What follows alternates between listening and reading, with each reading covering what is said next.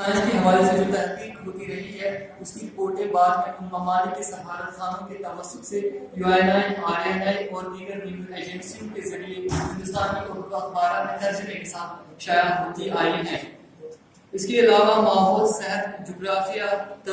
طبعی غذا، امراض، آلودگی، شکاریات، جنگلاتی وسائل، توانائی، آب و ہوا، آبی ذخائر، سائنسی ایجادات، کیمیات، طبیعیات، حیاتیات، نباتات، ریاضی، قدرتی فلسفہ اور دوسری کارآمد سائنسی معلومات وغیرہ سے متعلق مضامین بھی اخبارات کی زینت بنتے رہتے ہیں۔ اب بعض اخبارات نے دیگر موضوعات کی طرح سائنسی موضوع کے لیے بھی اخبار کا ایک صفحہ مختص کر دیا ہے۔ ہندوستان میں سابقہ طور صدیوں سے نہایت کثیر تعداد میں رسائل جرائد شائع ہوتے رہے ہیں۔ ہندوستانوں کی نوعیت علمی، ادبی، مذہبی، سیاسی، معاشی، اصلاحی، تہذیبی، ثقافتی، فلمی اور سائنسی وغیرہ ہوا کرتی ہے۔ اگر اردو میں